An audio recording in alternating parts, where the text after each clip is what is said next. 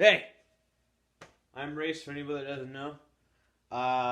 On this channel, I'm going to be doing some mask content, some drum content. I'm by no means a mask professional.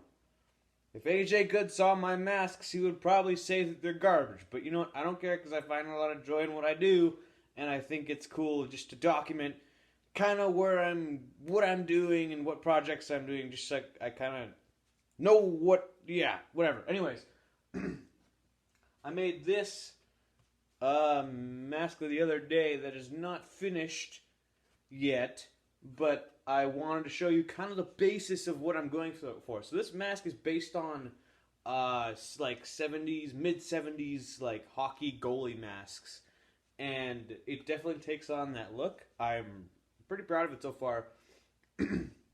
And I don't have a paint job on it yet. I have an idea for a paint job. I'll show you in a second, but I just threw the Jason things on there for now. But the paint that I'm thinking, the design, came off this prototype. This is I deem this mask a prototype strictly because the how the mask came out in terms of like, because I made masks of this style before that are a lot better, and this one kind of came out crappy and kind of crooked and not the best. So I just use it to put designs on, just as kind of like whatever thing. And this design is just beautiful. You can see there I hydro dipped it with black and red spray paint.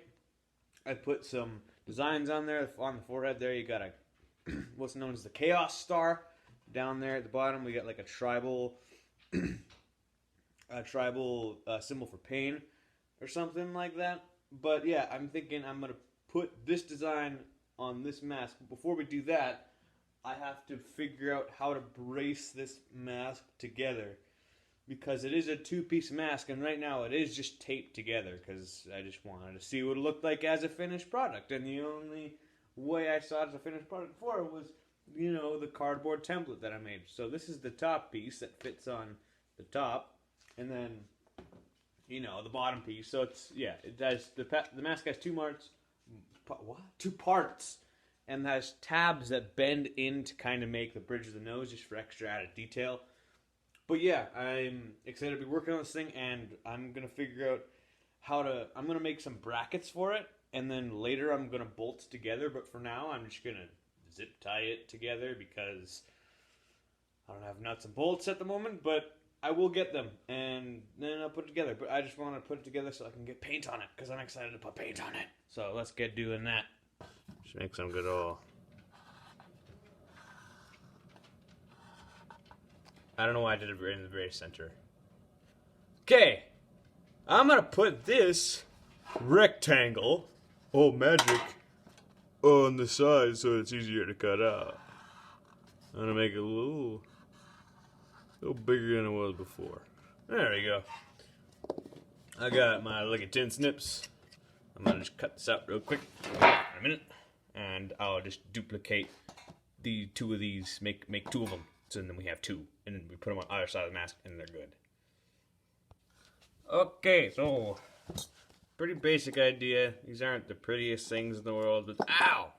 They're also sharp apparently. But that's okay. They don't look good. Oh my god, they don't look good because people won't see these. So the idea is simple. Basically they go, basically they just go right here on either side of the mask. And I'll drill a hole through the mask, and then, just zip tie it on there for now. But I'll get nuts and bolts for it later. Okay, so small update. It's like maybe a day or two after that last, making the brackets. My zip tie idea didn't really work out too good. It turned out really flimsy. Who would have thought? But I found some extra nuts and bolts in the garage, and I bolted this side together, and it is very, very solid. As you can see there, like I'm trying to flex it towards the camera kind of, and it is very, very solid. So that's good, and it'll only get more solid once I add the nuts and bolts to that side. But yeah, I don't really have time to put paint I don't really have time to do paint at the moment, but I'll get back to you guys when I hopefully have paint on this thing. Yes, I might get matching nuts and bolts in the future, but for now, I think I just want to get this thing together so I can do paint. So yeah, I'll get there. Alright, so I got all the brackets finished. Now I'm going to spray it down with some black and red spray paint, the same stuff I'm hydro dipping it with, just to give it some dimension underneath the hydro dip. So I'm going to do probably just the middle in black and then fade red around the edges, just to like bring some dimension to the hydro dip and like bring out the swirls in certain areas and kind of hide them in others. So yeah, hopefully this goes good. So here's just after doing that. Yeah, it looks pretty rad so far. Yeah, I want to apologize that I'm not like really recording anything I'm doing. I'll figure out a better way to do it in the future. It's just kind of tough to do with the equipment I have, very limited. So I'll get started on the hydro drip, and I'll make sure to videotape that and then kind of do a voiceover of the process I'm going through to kind of get to that. So yeah. So I promised you guys a voice recording, and here it is. So you can see I took a medium-sized bin or storage container and I filled it most of the way full of water. And you can see here I'm spraying black spray paint on top of the water. And quick advice for anybody that wants to make masks and is looking for cheap spray paint, don't buy Krylon. It is really bad.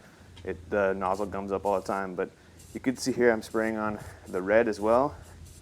And usually what I do is I kind of just switch back and forth between the black and the red just until I find a pattern that I enjoy and I think would be good to put on the mask. You can see here I switch back to the black and I spray it on there.